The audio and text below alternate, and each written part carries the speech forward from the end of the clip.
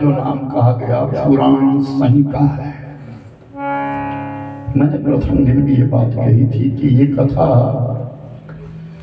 सही में ऋषि मुनियों के श्रवण करने के लिए बनी थी। साधारणतः लोक का कल्याण करने के लिए सुखदेव जी महाराज ने इस पावन गाथा को सरल शब्दों में कहा, जिसके फलस्वरूप राजा परीक्षित के लिए परम गति हुई। गुरु, गंगा, गीता, गायत्री और गौ ये हमारी संस्कृति के स्तंभ है। आप लोगों ने सैकड़ों कथाएं सुन ली है। विचार करना कि इनमें से, इन भारतीय संस्कृति के स्तंभों में से हमारे पास क्या है।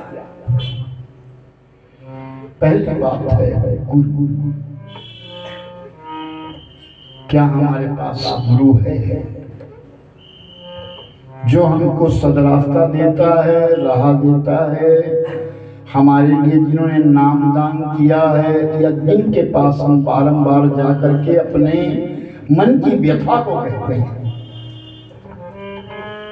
ये पहला सूत्र है गुरु, जो अंधेरे से प्रकाश की ओर ले जाए, वो गुरु है।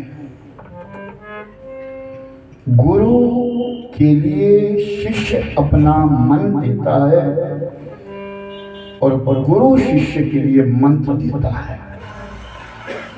मम प्रते हृदयं ददातु मम चित्तम ते अनुचित वाचमेका। मेरा मन आपके मन में रहे, मेरा चित्त आपके चित्त में मिले, मैं आपकी कही हुई वाणी को कृतार्थ करूं। गुरुद्वार जाकर के बारंबार नतमस्तक हो जाना। छोटा बने सो हरि पाए। ईश्वर की प्राप्ति उससे है जो छोटा बनता है। छोटा बने सो हरि पाए। पहला सूत्र है ये गुरु। और दूसरा सूत्र है गंगा मैया। क्या हम गंगा जल का पान करते हैं? क्या हम गंगा मैया का दर्शन करते हैं? क्या गंगा मैया के प्रति हमारी श्रद्धा है? साधारण पानी तो नहीं पी समझ रहे हैं। बहुत सारे लोगों को जाकर के देखा है कि जब भी हरिद्वार में जाते हैं तो वो उच्छृंखलकारी है, यानी उस गंगा मैया को एक साधारण नदी समझ करके,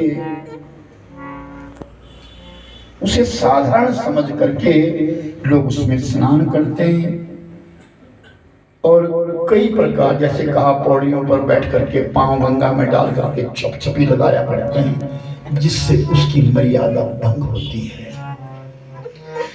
गंगा के बीच में मलमूत्र इत्यादि त्याग करते हैं। गंगा मैया में साबुन तेल इत्यादि का उच्छेदन कर देते हैं। गंगा मैया के बीच में अपने उच्छिष्ट वस्त्रों के लिए निचोड़ देते हैं। बहुत सारी ऐसी बातें हैं। क्या गंगा मैया के प्रति हमारा आदर है? टुकड़े जी महाराज, जिन्होंने हरिद्वार से गंगा जल को उठा करके रामेश्वरम पहुंचाने की चेष्टा करी, क्या उतना आदर हमारे में है? आज आप देखते होंगे श्रावण के महीने के बीच में कावड़ियों का मेला लगता है। भूल करके भी कभी श्रावण मास में नहीं जाना, क्योंकि इतनी भीड़ होती है, अनाउंसमेंट की जाती है, कृपया हरिद्वार मत आएं, हरिद्वार मत आएं, क्योंकि कावड़ी इतनी ज्यादा हो जाते कि साधारण पथिक को चलना मुश्किल हो जाता है। तो कहा कि क्या वो जो कावड़ है वो हमारे सनातन में विधि पूर्वक चल रही है, या कहीं हम उसका ड्रामा तो नहीं कर रहे हैं? गंगा मैया का आदर तो सब कर रहे हैं, कहीं ऐसा तो नहीं कि उसमें हम निरादर भी कर रहे हैं?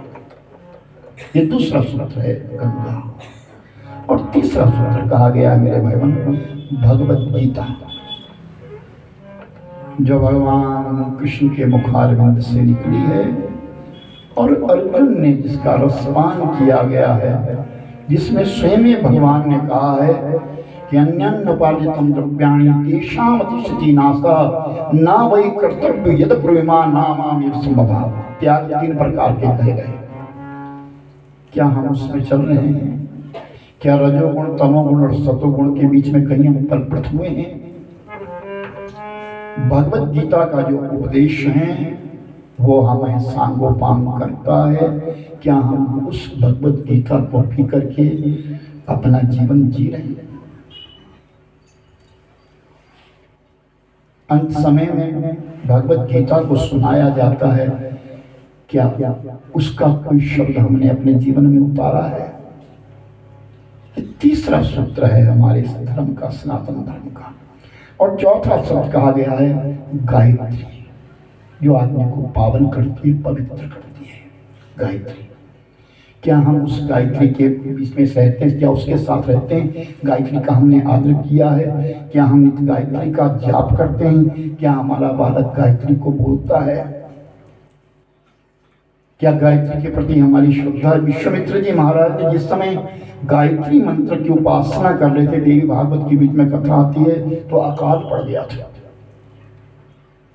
और जिस समय अकाल पड़ गया था तो कहते दुनिया में कुछ खाने को नहीं मिला, तो विश्वामित्र ने कुत्ते का मांस खाने की चेष्टा करी।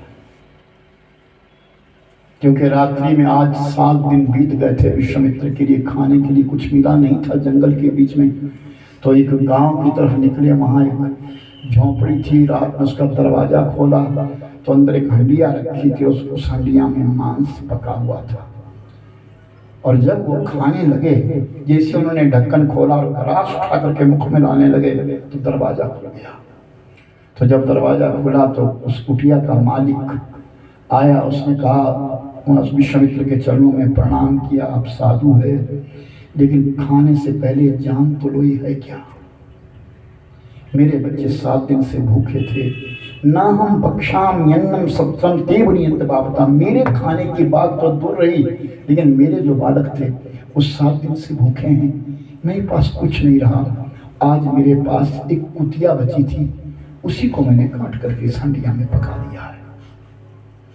मैंने खा लिया है, मेरे बच्चों ने खा लिया है। अब जो शेष बचा है, अगर आप फिर भी खाना चाहते तो खा सकते हैं। तो विश्वामित्र ने उसी समय हाथ में अंजलि में पानी लेकर के एक शराब दिया। देवराज इंद्र, मैं तुम्हारे लिए एक शराब देता हूँ। जब गायत्री के उपासक जिन्होंने गायत्री उपासना करी, कि मैं तुम्हारे लिए शराब देता हूँ कि इस क्षुब्ध अवस्था के बीच में, इस जिस समय दुर्भिक्ष पड़ा है, अकाल पड़ा है, कि अकाल के समय जो भी इस पेट को पालने के लिए पाप करता है, वो पाप उस मानव को नहीं, तुम्हें लगेगा। तो कहा जाता है उस समय देवराज इंद्र ने 17 सालों के पश्चात जल बरसा दिया था। गायत्री की महिमा बड़ी है। राजा हरिश्चंद्र, जिनके पिता जिनका नाम था सत्यव्रत, सशरीर गायत्री के बल के ऊपर विश्वामित्र ने इंद्रलोक में पहुंचा दिया था। सच जब जाने की आज्ञा नहीं है, शरीर लेकर के कोई नहीं जाता, लेकिन वहां पहुंचा दिया था गायत्री के तपोबल पर। यह हमारी भारतीय संस्कृति का एक चौथा स्तंभ है। और 5वां स्तंभ है गौ।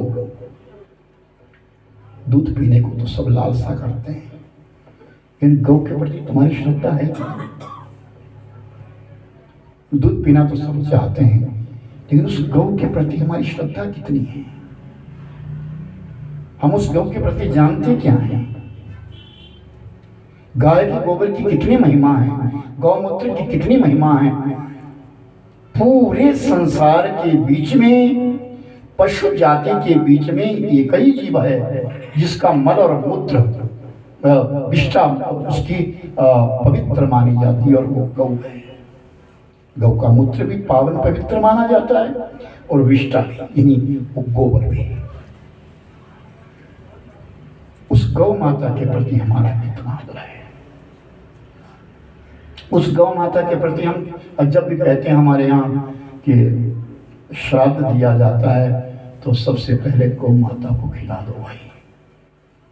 और पहले तो ऐसा प्रचलन था, अब तो पता नहीं है लोगों में या नहीं है, कि घर में जब भी पहला भोजन बनता था तो चूल्हे पर पकने वाली पहली रोटी सीधी गौ माता को जाया करती थी।